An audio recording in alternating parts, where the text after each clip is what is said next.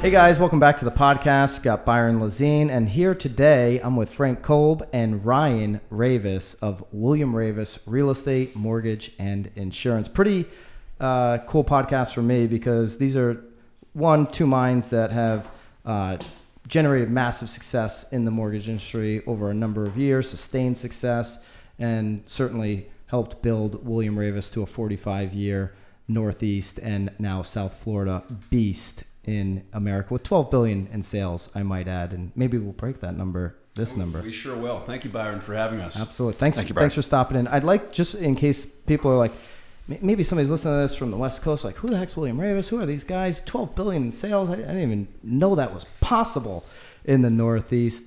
If you guys could both just go all the way back to the beginning, kind of like, as far back as you want to go, your introduction into the real estate industry, and then obviously some information on where William Raveis is at today, how this 45-year beast was built, all of that good stuff. Beautiful. Well, thanks, byron. I have been exposed to the real estate business just for about as long as I can remember, back in diapers. I used to... Instead of Little League, you were... Actually, Little League's funny. There was a competing real estate company that was a Little League team, and they always had a star on the calendar when we'd play them. So there's a lot of pride that came with me in the family business. I worked odd jobs in the company through high school, through college. I exited and left the business for a little while and then came back.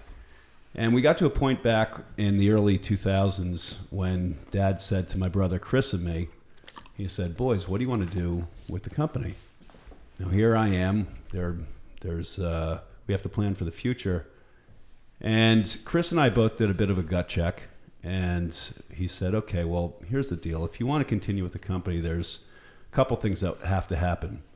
Number one, you have to triple the size of it because there's going to be 2 more mouths to feed here. And that makes sense. Number 2, you can never sell it. Never sell it." He said, "If you sell it, ever, even when I'm gone, my bony hands are going to come out of the grave and I will haunt you for the rest of your life." He's told me this before. And I'm pretty sure he's serious. So that was it. I would believe him. That was the deal we made.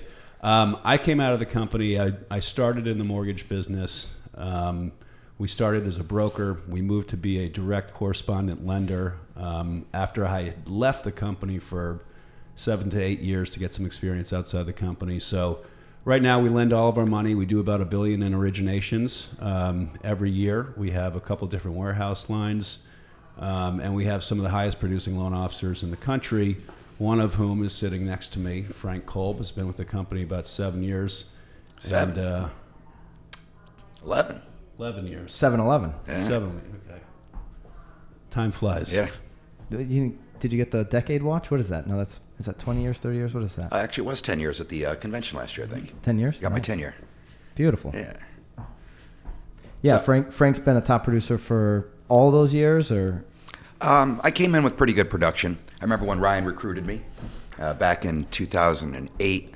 I came on board because I was outside of, being an outside lender, you're always trying to get in-house. Mm-hmm. You're always trying to build relationships with the realtors. Mm-hmm. And as 300 plus lenders went out of business in early 2008, I started, revisiting what I was doing and realized that getting in-house was probably better than being on the outside. Yep. So I came over in August of 08. The market crashed in September of 08. It was a tough time, but we made it through. I've been in the top 1% in the country year over year for the last several years. Closed over 120 loans already this year and haven't originated a loan in 8 weeks, which has been pretty cool. And then Ryan promoted me to Senior Vice President of Coaching and Strategic Growth just for the mortgage company. So I'm now tasked with hiring, recruiting, retaining, and training. And really feel fired up about this new opportunity because I've been writing loans for, 17 years.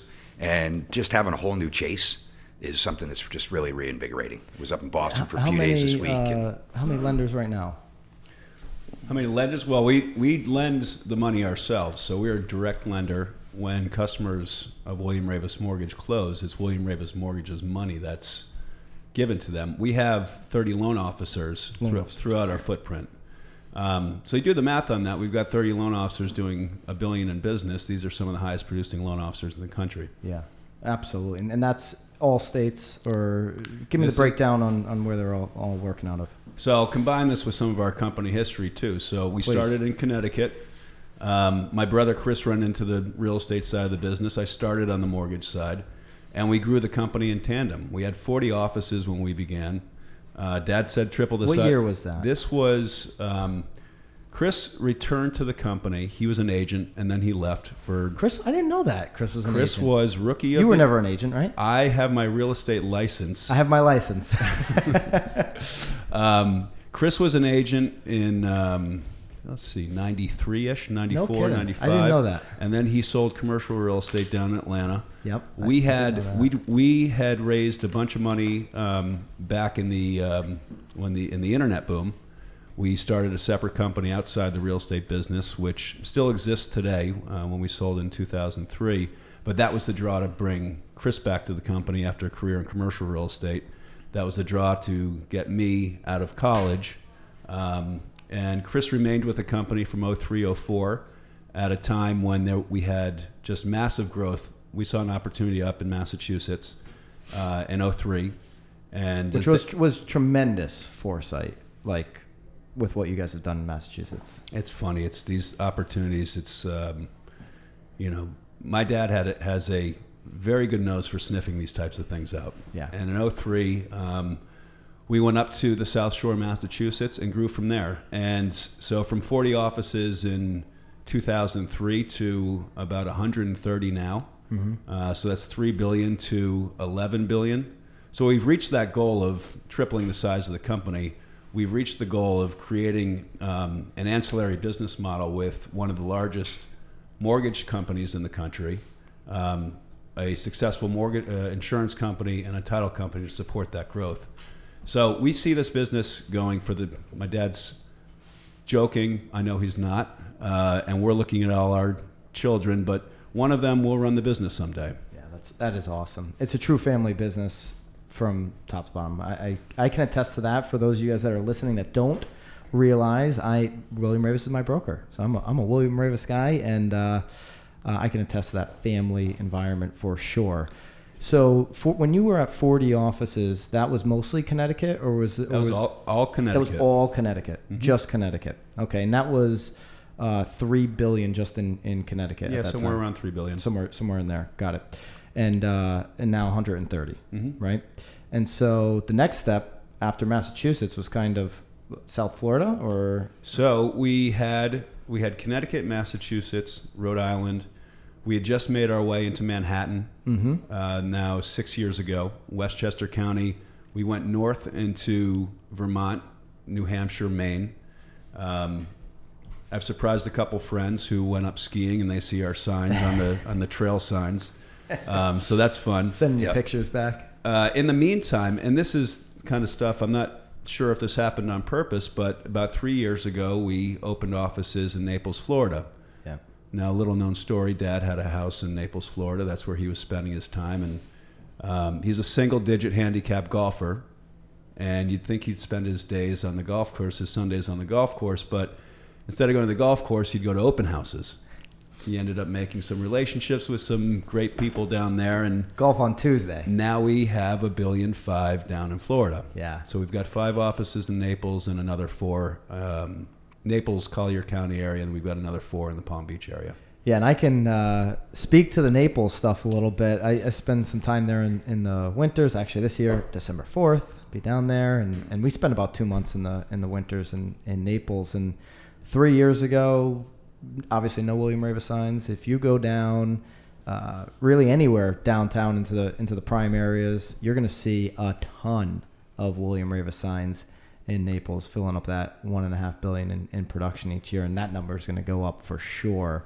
The work that's been done now that Molly and Matt and everybody, Bill obviously leading the charge, has been incredible. Yeah. That's been fun to watch and fun to go down there and say, hey, yeah, those are my guys right there. Not a bad place to go. I'm looking forward to getting down there. Go hire. Oh, you want to get a little? Well, I've got to go down and hire a couple loan officers for that territory as well. So. Take your time, Frank. Don't do that one too quick, right?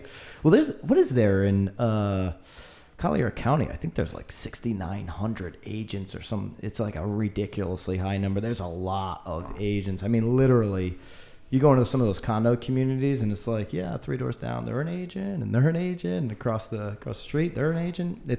But competitive markets, a great market like Naples, Florida, is going to attract a lot of agents, right? Yeah. I know, for example, they've got the highest average sale price neighborhood in the country right now, right? Even beating Bel Air. So, Wow. Yeah. I wonder who has number 1 market share there. William Raveis. Yeah, and that took what? 18 months? Yeah, that was my softball. Yeah, that was a That was my softball layup one for right you. there. 18 months to get number 1 market share. Yeah. Why is that? Why did it happen so quick, having all of the offices in the Northeast and within 2 years taking number 1 market share in a community that has the number 1 highest average sale price neighborhood in America? I don't think you can point to any one factor. I really don't. I think it's 45 years of hard work. It's a culture. It's the legacy of the company. It's what we stand for. We managed to pair with some really great people who believed in what we believe in. And there was no other company really like us down there. There was no other company like us down there. And, there's something special in the culture of our company that you just cannot replicate. And that just resonated once you guys went down there. Or People got it. Bill was in the community how long? About 7 years. And spending good amount of time, or 6 months or so. 6? Yeah. Well, you got it 6 months. 6 months in a day, at least, maybe more. You never know. We never know who's listening to this stuff, right? At least 6 months in a day. They can get you on that stuff, man. Yep. Like they'll check the tolls, the plane tickets, the refrigerator. I've heard maybe somebody that is making a lot of dough, they might come in and check the refrigerator. I don't know. You don't know. I don't know. That's above your pay grade. I'm not tuned into that. Do you go down there a lot, or? I do. It's it's tough not to. It's tough not to. You get down there. You go see have the grandkids, see the grandparents. And Oh man, enjoy the beaches. And now it's nice to get to do some work while I'm down there. yeah, exactly. What's your favorite? Do you have a favorite restaurant? I have a favorite restaurant. Let's see. I like Sea Salt. Yeah, sea salt's good. There's a couple others we The go French. Have you done the French? to. Yeah, I have. I like that. I have. I've heard mixed people, but I really like it a lot. It's tough not to like a restaurant down there That's true. because There's the a lot of good environment's so nice. Yeah. It's like what's happening in the quiet section of Connecticut and Mystic. That's become a little foodie town where everybody elevates their game. Naples is obviously times 10 to that, but you can't come in there with a mediocre restaurant because you're going to get blown out of the water, just like you couldn't come in there with a mediocre real estate company with 6,900 agents and now William Raveis leading the charge of all of them. So I want to switch gears a little bit if you guys are up for it and see if somebody's listening that's just getting into this industry, maybe they're super experienced wherever they are, want to make sure they walk away from this podcast with some value, right? And so having so much experience sitting at the table, I'd love to pick your brain on a couple things. Sure. All right. Sure. So one question I got for you is, and if you're an agent, you're going to chuckle right now because you've definitely gotten this call, maybe even today, maybe once a week, right? Where there's a mortgage lender in your community trying to earn your business and they open up with, whether they open up with product, right? My rates are, or, hey, I see you got an open house this weekend. I can give you an open house flyer. That to me, and I think to most agents that have been in the business long enough, is like, okay, you're just blending in, right? It's like white noise, right? I hear it, but I've heard it all before. You look the same as everybody else. What are some ways that a lender or a loan officer, and this might be, Frank's got obviously on the ground experience, fresh, right? Couple weeks ago. What are some ways that a lender can engage with an agent and truly earn their trust to be a partner in their business? I mean, at the end of the day, I think we're only in a relationship business, and you have to build a relationship with the agent, and that takes time and trust. I've been fortunate enough to work with this company for 11 years now, and not 7. And it took a while. I mean, when you start off in an office, and we always tell our new hires, it's going to take at least 6 months to cultivate the relationships that you're going to need. But at the end of the day, people do business with people they like. And Yeah. I really think that, look, we've got great technology. Our rates are better than a lot of the competitors. I mean, I've just hired three people from Guaranteed Rate. Their rate's not guaranteed low, So It's not guaranteed low rate? It's not guaranteed low rate. It's just guaranteed rate. I mean, we literally, my last 3 hires were all guaranteed rate. Guaranteed rate in this We just video hired somebody for for Homebridge Funding. I mean, we have a great culture.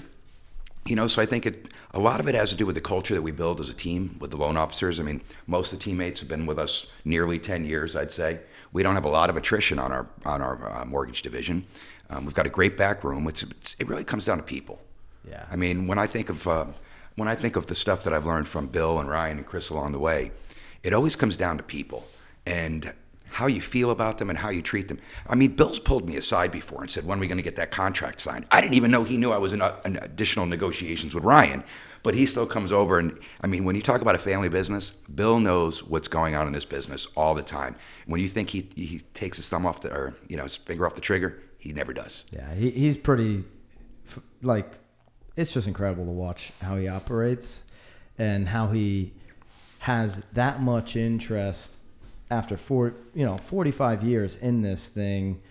To me, it almost looks like he's more, I don't know, you would obviously know better than anybody sitting at this table, but to me it's like he's more interested now than he's ever been. And I wouldn't know at all. I've been here just a minute, but the passion he has, it's like, man, did he have that passion year one? I guess he probably did, but you tell me. Yeah, it's always been present.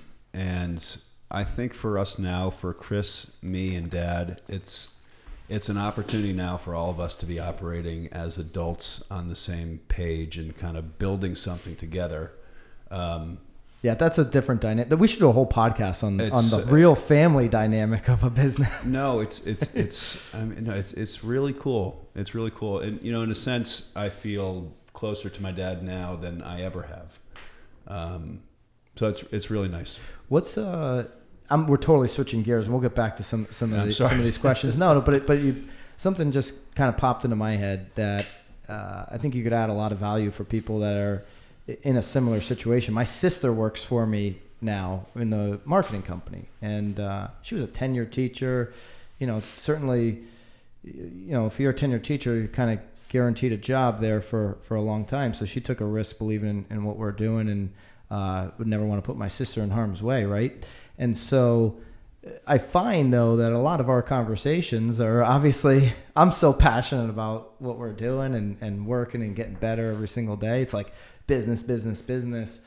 Well, what's a way, if someone else is in a family business or working with family right now, what would be a tip that you would give them to find, I don't know if it's separation because life is life, but is there a way to make it not all about business, like with your dad or with your brother, because you work so closely with them? Do you separate that at all? Or like you guys are probably just all business all the time, which I'd be like cool with that. But I don't know if my sister maybe. No, we're not. We're not at okay. all. We're not at all. But we make room for it. We make room for the personal time. When we first started all working together, Chris has 7 years on me. And he was in the business longer than I was when I came back.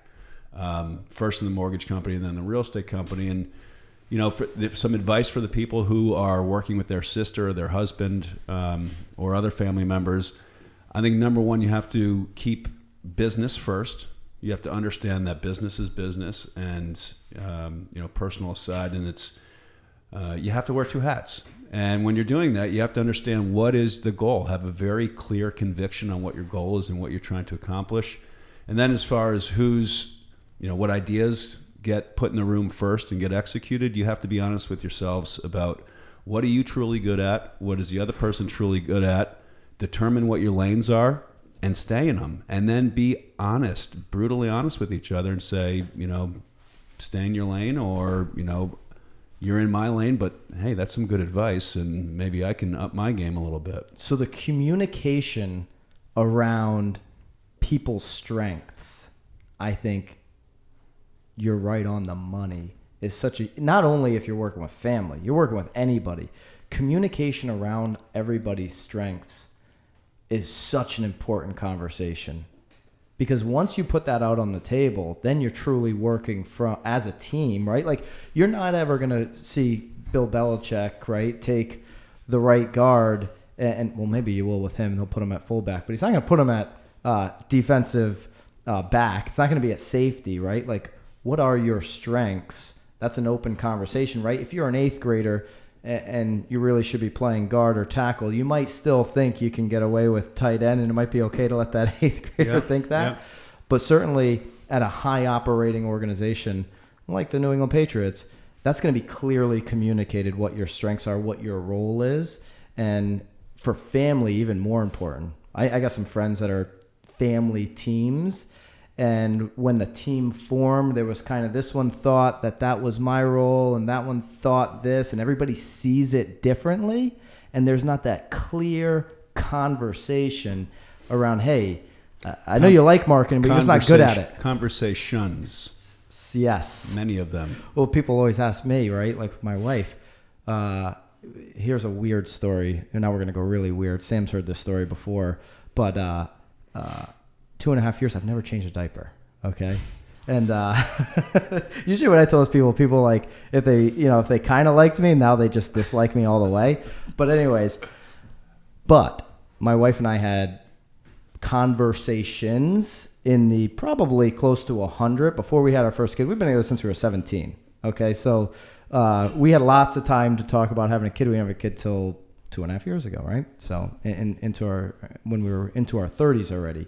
Lots of conversations, and as we got closer to that moment, those conversations got more real. But it was very clear on, we're going to decide to have a kid together. What are you passionate about doing? What am I passionate about doing? What are non-negotiables for us? Let's form a partnership around that, right? And we've never had 2.5 years raising Stella. Probably have one tonight. I've never had an argument about how this process was going to go. Not too different. What that looks like, because that's a really important thing, is those conversations. So there's massive clarity around the expectations that go on. And we all tell ourselves a story in our mind of how things are going to play out. And then when they don't play out that way, there's disappointment, regret, and all those types of things. You got to have a clearly defined plan. Yeah. Yeah, I love that. And so we went from basically how a lender or a loan officer should get to should get to an agent, to diapers, and reel us in. Yeah. I'll reel us in. Let's flip it and see where this one goes. Let's totally flip it around and look at the agents and ask, how can an agent better engage their loan officer to get the most value out of that relationship? Because I don't think it's a one-way street.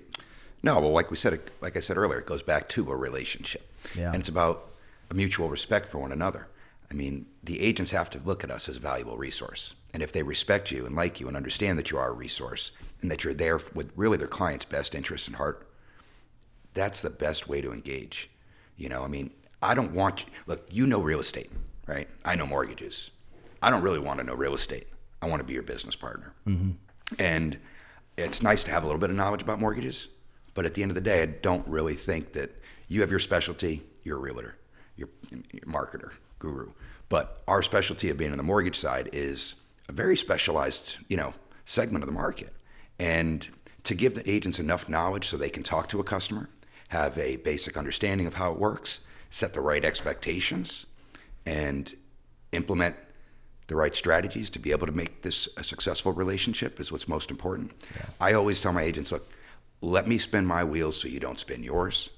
Let me figure out if this works. I find that when the agents seem to get more involved in the mortgage process, sometimes it's, that's not where they make their money.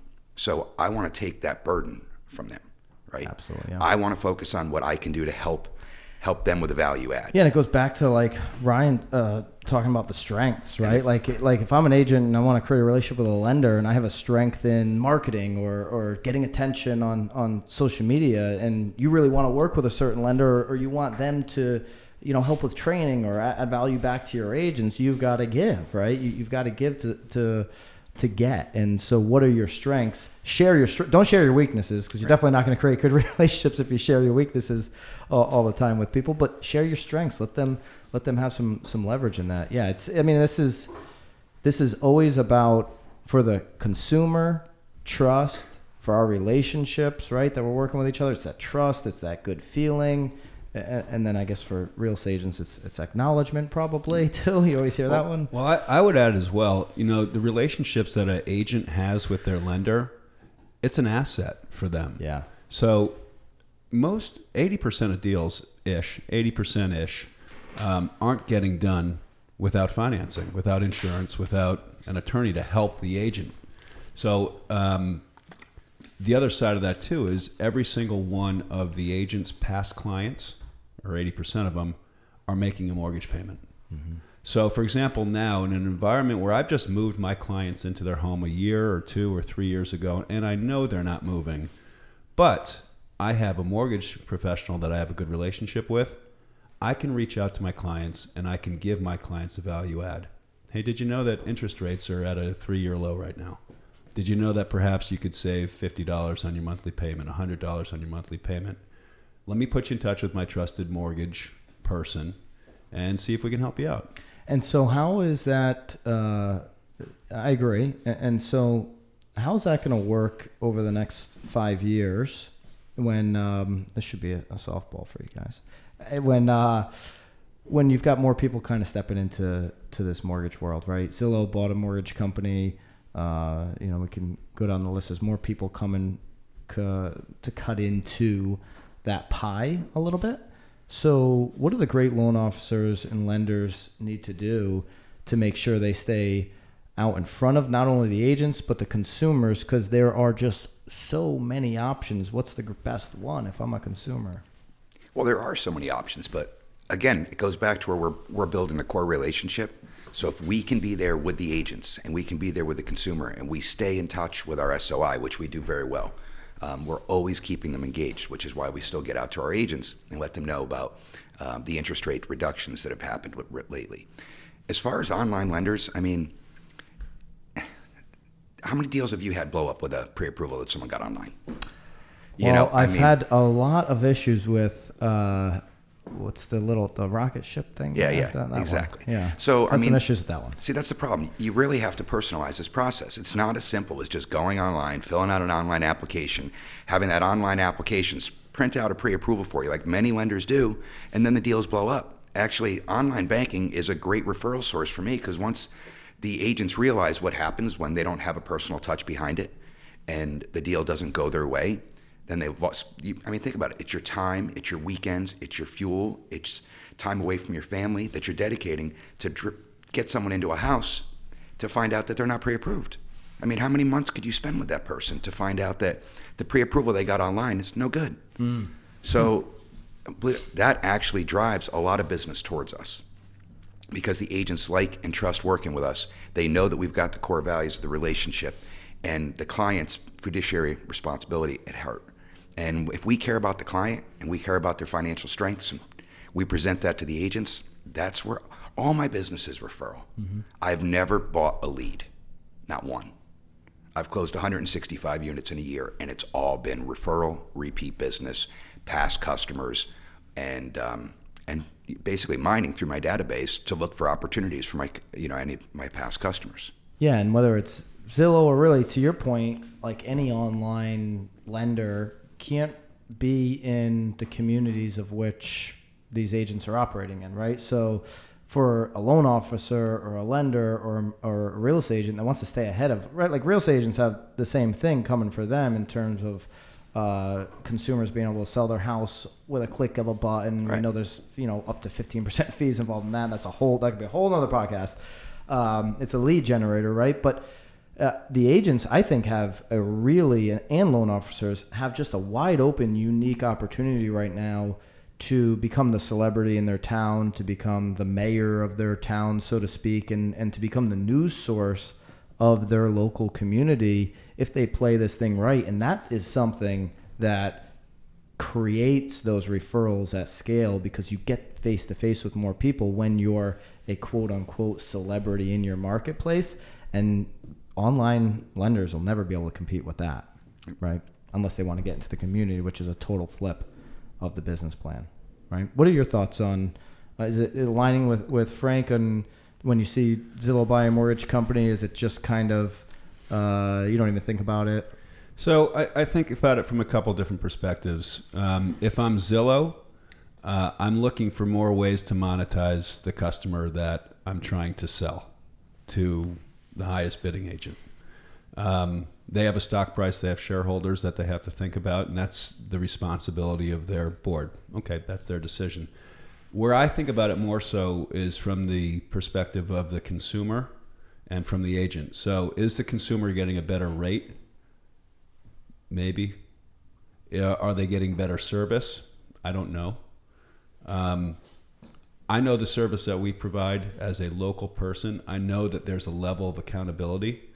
I don't think anybody on Frank's team wants to sit next to an agent or receive a call from an agent who's upset with them and the relationship that they've developed. And, you know, I've run teams of loan officers, and Frank is now as well, where people, the loan officers, they feel pain when something doesn't go right. And it's that type of care that I think is going to prevail in this industry of click and get mortgage. You don't get that when you're in a call center somewhere in the Midwest just churning loans. It doesn't work like that. And the scale of the business is such that you're either spending money like Zillow is on marketing, or you're spending it on good salespeople. And I think the good salespeople will always prevail. I always say sales is, I say this when I go into high schools, it's the most important skill every kid in America can learn today. I don't even care if you're going to college. I don't care if you're going to be a teacher. If you're going to be a teacher, you're going to go up against 250 applicants, and one of them's going to get it. You better sell yourself to that principal making that decision that you're the best teacher for that spot. Best skill to have. All right. I want to, just because it's kind of been percolating in the news the last couple of weeks in the real estate news, I want to go into MLS real quick. Is that all right? Mm-hmm. Can we do that? Mm-hmm. Yeah. Like Bright's been in the news, and so they got in the news basically off the coming soon stuff. There's 600 something MLSs right now. That's down actually from like 800 or 900 only 5 years ago. Maybe there was 800 or 900. There's been a lot of consolidation. They're consolidating to gain scale. Just operational scale. Let's start there. Do you like consolidation overall with MLSs, or is it so individualized to markets? And it's having the amount of fragmented MLSs, and we're members of 21 different MLSs. So anytime we make a change to our Raveis.com website, 21 MLSs have to be including Florida, Vermont, updated, up and down. All over the place, multiples in individual states. So consolidation is fine with me. I think it helps some operational efficiencies from our end, as long as the MLS and the broker are working on the same page. So I'm happy with it. Would you prefer to have 2111 or not a huge preference there? Indifferent. Yeah. Indifferent. I think each MLS and each association has a right to determine how they want to run things, and we'll do the best to work with them. Yep. A couple guys that are actually in my mastermind, Tom Toole and Scott Compa. Shout out to them. Tommy Toole in Philly and Scott in Jersey. They interviewed I guess he was the president of Bright MLS, because they're a part of that. And they've been in the news because of the coming soon rule, and they're doing a $5,000 fine if you kind of don't follow the rule there. So in terms of coming soon, do you have any opinion on that? Do you? Here's where I'll tell you, is definitely a weird area that nobody's kind of figured out, right? Like our MLS has a 72-hour rule in terms of getting the listing on. Right. And you can do a delayed listing form, right? And the seller can see benefit in a delayed listing form and choose to go there, which for us is a great solution, but I don't think that's the way in every single MLS. Again, there's 600. They all have different rules. if you're going to be like with us, we offer 4 things for every listing before we even get into how we're going to advertise and do the campaigns. And that's professional photos, floor plans, aerials, and a video. So to get all 4 of those done, even in a 72-hour window, is really hard. You know, whether you've got the best team or not. In New England, you've got weather, right? If you're listing heavy, or if you're a listing shop, you just have a lot of listings. So you have a lot of scheduling things. You've got sellers that schedule.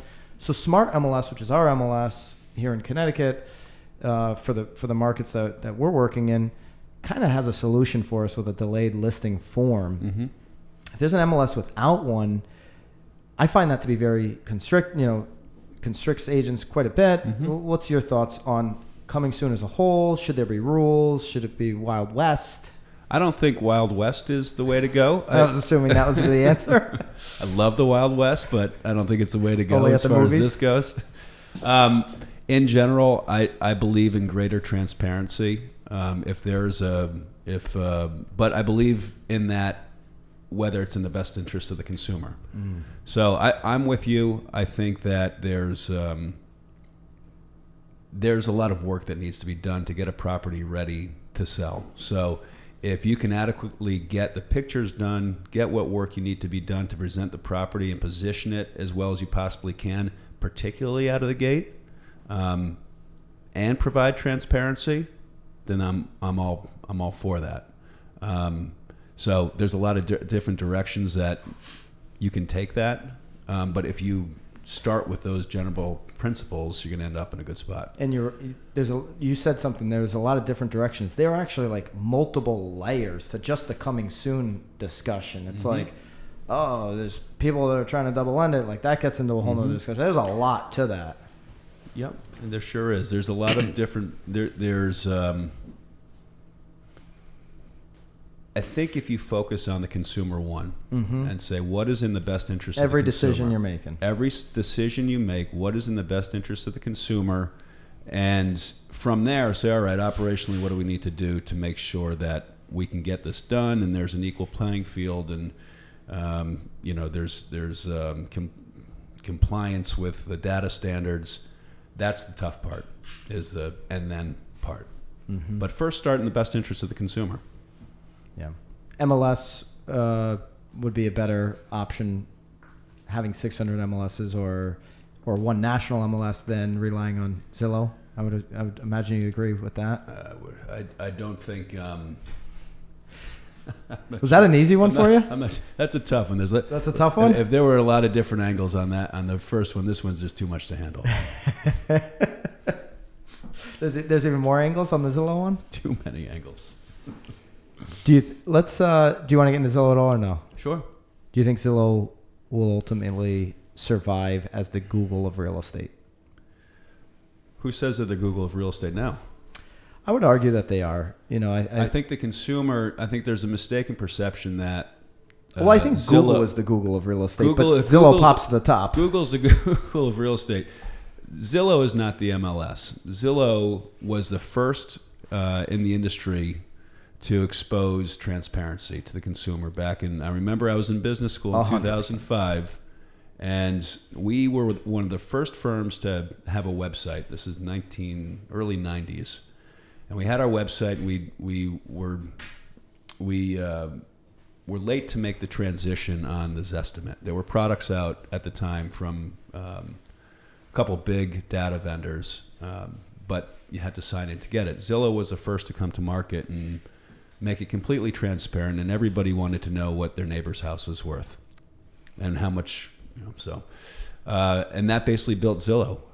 Do I think they'll survive as the preferred portal? I don't know. They have done a good job creating market share for themselves. They're getting into some other businesses now that are a little bit more risky. They're starting to buy homes and put homes on their balance sheet. They're getting into the mortgage business.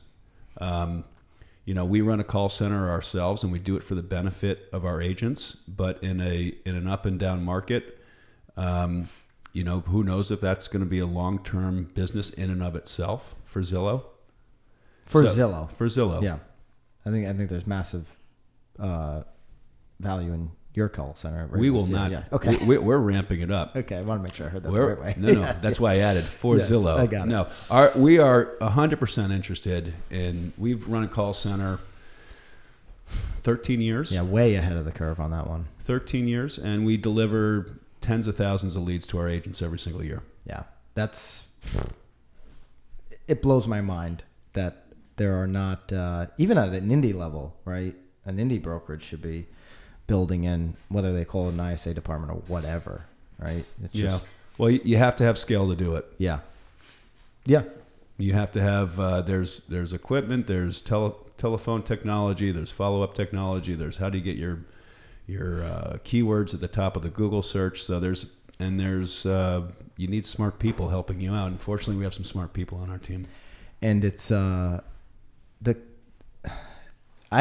do believe, you're saying ramping it up. I believe that's a bigger part than I think anybody's even talking about in kind of the spine of a real estate transaction company, because let's face it, agents at scale aren't following up effectively enough. You can just look at a NAR stat that, over 50% of online leads don't even get answered one time, mm-hmm. right? Is that what not necessarily within, William Raveis as a whole, but just agents as a whole?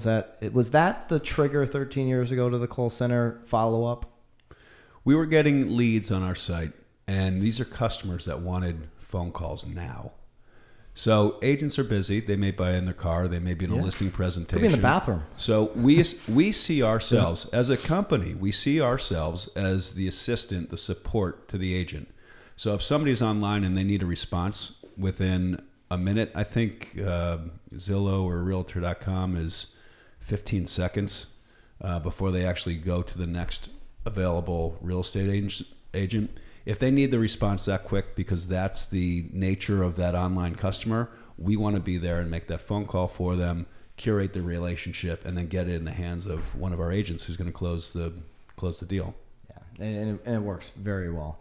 So hats off to that. Let's kind of wrap this thing up, and I'd love to kind of finish where we started, talking about, I gotta imagine there's so many people, whether they know William Raveis as brand that they're either a part of, or they it's in their market, or they've never heard of William Raveis, the brand. I want to wrap this whole thing up, maybe talking about the vision for the next, I don't know if you have to go 45 years, but next 5 or 10 years, and where you see Raveis as you guys continue to never sell, as you put it, and carry that torch. No, and all that comes with continual innovation with an eye on the consumer. Mm-hmm. So not innovating for the purpose of innovating, but innovating with a purpose. I believe, and you'll see this, that technology, the gap between technology is going to continue to close.